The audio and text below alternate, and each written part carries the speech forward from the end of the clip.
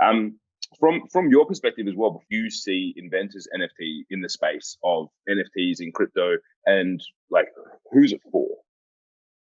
I think Inventors NFT is quite a different project because I think it's hitting two markets. I think we have the ability to hit people that are OG in NFTs, people that are mature, because what we've seen in NFTs, I think to date, is there's been a disparity between the actual mature projects and then the hype projects. I would say we're not a hype project, we're a mature project. And I think for people in the space that are looking to be in a project that goes for 2, 3, 5, 10 years, I think we tick that box for them. Someone came into the server 2 weeks ago and they were saying, like, your project's a bit of an IQ test. And I think that speaks to that element of maturity. So we're going for those people within the NFT community that can see long-term vision and they've been around. And this is why it's not surprising that we've had members of the Bored Ape Yacht Club, quite mature OG members there that can see what we're doing and can see that it's a really sensible investment. I think the other advantage with what we're doing is the other market, which is people that have no idea about NFTs, but they hear about it. And the reason why is because we have this education element as the backbone. And it's just an awesome way for us to bring in people that are outside of that typical market. We're actually a bridge. And I think that's a really cool advantage that we have, is that we don't really depend upon the existing NFT market. And if we were to depend upon it, we'd be very limited. We can go well and beyond. Like, as well as I know, Kim, we don't really care about the floor necessarily, the floor price, for people that don't know what I'm speaking about there. But we see a bigger vision of how do we be the bridge between worlds. And I think that's what's really exciting about the Inventors NFT. Big time. And that's the big thing that I like about it, and why I haven't been.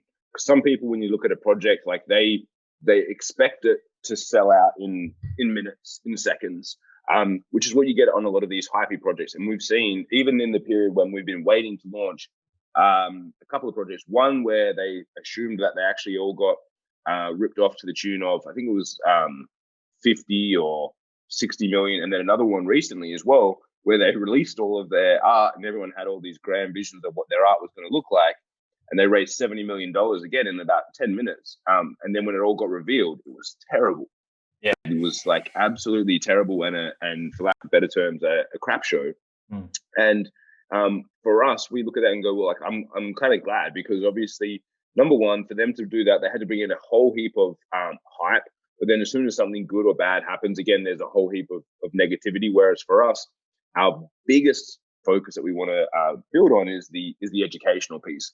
And you can't educate people in NFTs in a launch like that.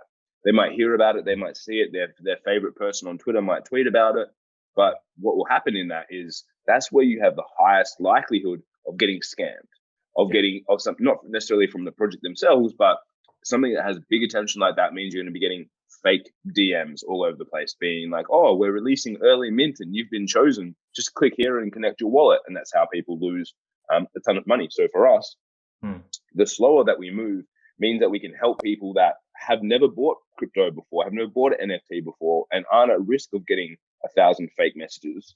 And then they can ask the people that have created the project, because we don't have 60 bajillion people just like putting stupid stuff in comments on Discord. We have a core group of people who are there to answer the questions, who are there to help people, which I think is definitely our biggest strength from that perspective as well. Yeah, and I think the way that we've launched it as well takes it out of the emotional polarity that people see, like you're referring to that project that raised 70 million or whatever, and then they did the reveal and the art was terrible and everyone was very upset. Well, yeah, of course, there's just such a radical emotional swing in that, and it just kills the project. And I think it's something that you said, Kim, about like actually going slow ends up meaning we go fast ultimately, because we build that momentum that starts to grow in itself. And yeah, I mean, to be honest, I've had to clear a lot of that stuff out of my perceptions and my beliefs, because when you go into a space like the NFT space, you see what's going on there and you think, I mean, I thought that, and I was subject to those beliefs of thinking that we would have to model that significantly in order to succeed. And I think something that is unique about our team is that it does have business acumen behind it.